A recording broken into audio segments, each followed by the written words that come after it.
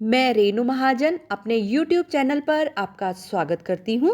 मैं आज आपके लिए एक नई वीडियो, एक नए टॉपिक के साथ लेकर आई हूँ और आज की वीडियो का टॉपिक है कि क्या वाइफ को हस्बैंड की प्रॉपर्टी बेचने का राइट है।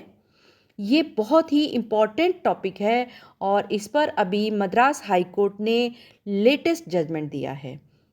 जनरली देखने को मिलता है कि पत्नी को पति की प्रॉपर्टी बेचने का राइट नहीं मिलता है और बहुत से ऐसे जजमेंट भी हुए हैं जिसमें वाइफ को हस्बैंड की प्रॉपर्टी बेचने का राइट नहीं मिला। वो वही प्रॉपर्टी को बेच सकती है जिसमें वो जॉइंट ओनर होती है। अगर कोई प्रॉपर्टी जॉइंट खरीदी जाती है और उस केस में उस प्रॉपर्टी को बेचने का वाइफ का बराबर का राइट होता है। लेकिन अगर वो प्रॉपर्टी पति की सेल्फ एक्वायर्ड या एंसेस्ट्रल प्रॉपर्टी है तो उसको बेचने का राइट वाइफ के पास नहीं होता है। लेकिन अभी मद्रास हाई कोर्ट का एक बहुत इम्पॉर्टेंट डिसीजन देखने को मिला है जिसमें कोर्ट ने वाइफ को हस्बैंड की प्रॉपर्टी बेचने का राइट दे दिया। यहाँ सिंगल बेंच के डिसीजन को ओवर रूल करते हुए डिवीज़न बेंच ने ये डिसीजन दिया है। तो आइए इस केस को डिटेल से जानते हैं कि इस केस में ऐसा डिसीजन क्यों लिया गया और ऐसी कौन सी स्टेज थी जहां पत्नी को हस्बैंड की प्रॉपर्टी बेचने के लिए अलाउ कर दिया गया था। तो मद्रास हाई कोर्ट ने वाइफ को इस केस में अपॉइंट किया है हस्बैंड के गार्जियन के रूप में। तो इस केस में जो हस्बैंड है वो 2013 से बीमार था और वो कोमा में था, प्राइवेट हॉस्पिटल में एडमिट था।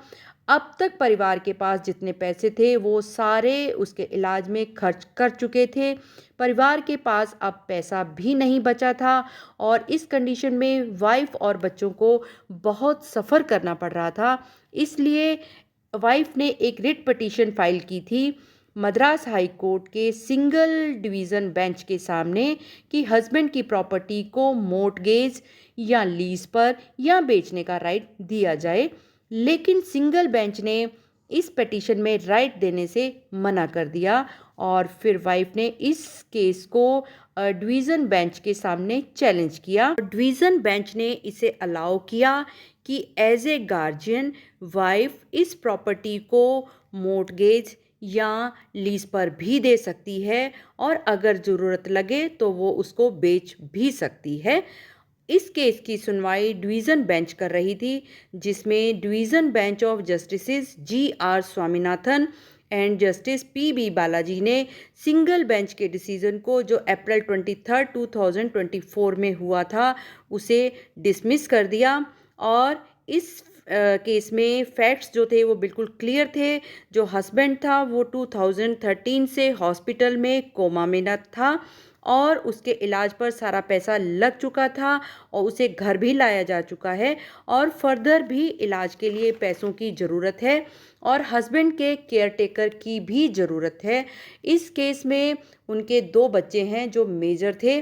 कोर्ट ने कंसेंट भी उनकी ली और उनको कोर्ट में बुलाया और सभी कंडीशंस को देखते हुए बच्चों ने अपनी कंसेंट दी कि अगर ऐसे ना किया गया तो घर की हालत और भी ज़्यादा बिगड़ जाएगी।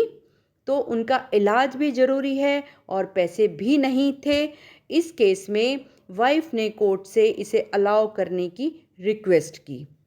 उनके पास अप्रॉक्सीमेटली 1 करोड़ की प्रॉपर्टी है और कोर्ट उसे मोर्टगेज या लीज पर देने का राइट दे दे ताकि वो हस्बैंड का इलाज करवा सके। और अब मद्रास हाई कोर्ट के डिवीज़न बेंच ने सिंगल बेंच के डिसीजन को ओवर रूल किया है और वाइफ को ये राइट दिया है कि वो प्रॉपर्टी को मोर्टगेज पर दे सकती है या वो लीज पर भी दे सकती है और अगर उचित लगता है तो वो सेल भी कर सकती है। तो इस केस में ये भी कहा गया कि अगर प्रॉपर्टी 1 करोड़ की या अबव है तो उसमें कुछ अमाउंट डिपॉजिट भी करवा दे जो बच्चों के फ्यूचर के लिए ज़रूरी है और वो उनके फ्यूचर में काम आएगा। तो ये बेस्ट और लैंडमार्क जजमेंट रहा है कोर्ट का।